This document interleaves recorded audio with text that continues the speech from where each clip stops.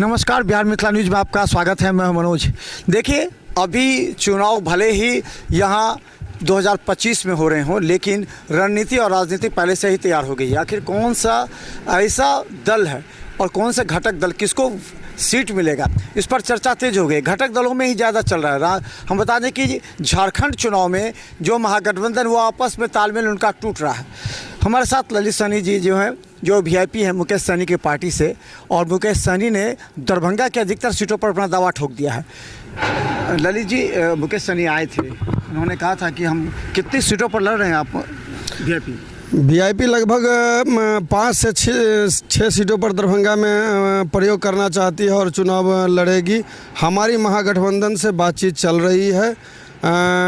इसमें फार्मूला तय होगा कि ज़्यादा से ज़्यादा सीटों पे हमारी पार्टी लड़ेगी और जीत सुनिश्चित करके दिखाएगी। ज़्यादा से इसका मतलब आप तो वजूद ख़त्म कर दीजिएगा आरजेडी का, 5 सीट आप लड़िएगा। हमारे आरजेडी का वजूद ख़त्म करने से मतलब नहीं। आरजेडी लड़े, वीआईपी लड़े, कांग्रेस लड़े या लेफ्ट लड़े, जीत महागठबंधन की होनी चाहिए। इस दिशा में हम लोग काम करना चाहते हैं। आपका तो आपने यहाँ से 2 जो जीता था चुनाव, वो भाजपा के साथ सहयोग से उस समय जीता था, वो दोनों आपके बदल गए। तो आपका गौरा बराम सवर्णा सिंह आज हैं, वो भाजपा में है, मिश्री लाल यादव भाजपा में है। तो आखिर कैसे सीट का तय करिए, कौन से सीट पर आपको लगता है कि वीआईपी के पकड़ मजबूत है? देखिए, जो गौरा बराम पे हमारी पकड़ मजबूत है, मेरे ही वजह से वहाँ से चुनाव जीता गया था। अलीनगर पे भी मेरा मजबूत है। लगभग दरभंगा में 10 विधानसभा क्षेत्र, 10 विधानसभा क्षेत्र में भी इस बार हम लोग महागठबंधन चुनाव लड़ेंगे। इस बार जीत तय करके देखेंगे। मिथिला से महागठबंधन इस बार कौन सा विधानसभा आप है जिसमें आप बता रहे हैं कि जिसमें आपको मजबूत है, आपको सीट मिल सकता है? कौन से? जैसे हम गौरा बराम से चुनाव लड़ेंगे, अलीनगर से चुनाव लड़ेंगे, दरभंगा शहर से लड़ेंगे, जाले से लड़ेंगे, और हमारी नज़र बहादुरपुर पर भी है।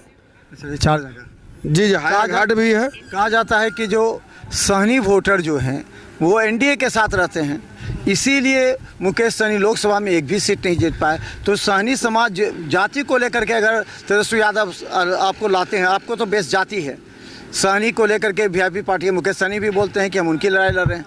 तो अगर सीट का तालमेल होगा तो सहनी तो चले जाएंगे एनडीए के साथ, तो फिर आपके पास क्या रह जाएगा? जी नहीं, इस बार कहीं से कोई सहनी नहीं जा रहे हैं।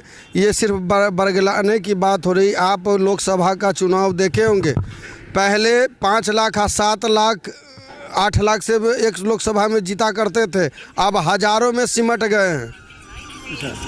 तो कैसे आप ये प्रयोग आपने देखा कि हमारा समाज लगभग आप महागठबंधन को वोट दे रही है। सिर्फ हवाई है कि कुछ जो उनके चुनिंदे हैं, उनका जो कार्यकर्ता टाइप के हैं, नेता टाइप, छुटभैया नेता टाइप के हैं, जो नेता है वही लोग सिर्फ अपना वोट दिया करते हैं। बाद बाकी जितना भी हमारा समाज है सभी महागठबंधन को वोट देंगे।